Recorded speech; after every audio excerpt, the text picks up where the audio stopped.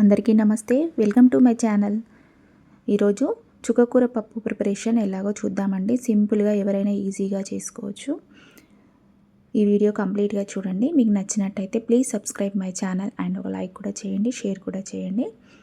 ఇక్కడ లేట్ చేయకుండా వీడియోలోకి వెళ్దాం. ఇక్కడ నేను ఒక 4 కట్టల చుక్కకూర తీసుకున్నానండి. దీన్ని చిన్న చిన్నగా కట్ చేసుకోండి. ఈ చిన్న చిన్నగా కట్ చేసుకున్నాక దీన్ని 2-3 టైమ్స్ బాగా వాష్ చేసుకోండి. దీంట్లో కొంచెం సాల్ట్ వేసుకొని కూడా వాష్ చేసుకోండి.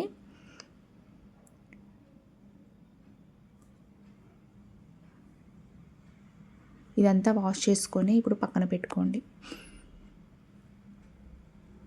ఇప్పుడు ఒక కుక్కర్ తీసుకొని దాంట్లో 2.5 గ్లాస్ పప్పు తీసుకోండి, కందిపప్పు తీసుకొని దీన్ని 2 టైమ్స్ బాగా వాష్ చేసుకోండి. ఇలా పప్పునంతా బాగా వాష్ చేసుకున్నాక దీంట్లో మళ్ళీ పెద్ద సైజ్ గ్లాస్ తీసుకొని దాంతోనే 2 గ్లాసెస్ వాటర్ వేసుకోండి. పప్పు లూజ్గా అవ్వాలంటే ఇట్లా 2 గ్లాసెస్ వాటర్ వేసుకున్నాక దీంట్లో మనం ముందుగా ఆనియన్స్, పచ్చిమిర్చి కట్ చేసి పెట్టుకున్నానండి, దాన్ని దీంట్లో వేసేసుకోండి.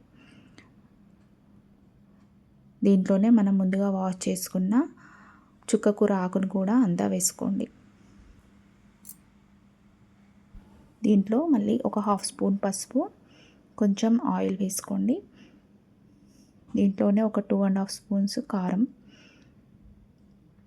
2 or 2.5 స్పూన్స్ కారం వేసుకోండి. మీ కారం ఉప్పు తగినట్టుగా వేసుకోండి. ఒక 2 స్పూన్స్ ఉప్పు కూడా వేసుకోండి. ఇక్కడ నేను టమాటా కానీ చింతపండు పులుసు కానీ ఏమీ వేయట్లేదు, ఎందుకంటే చుక్కకూర పులుపుగా ఉంటుంది కాబట్టి. మీకు ఇంకా పుల్లగా కావాలనుకుంటే కొన్ని టమాటాలు వేసుకోండి. వేసుకొని మూత పెట్టుకొని కుక్కర్ని స్టవ్ మీద పెట్టుకొని ఒక 3 విజిల్స్ వచ్చే వరకు ఉంచండి.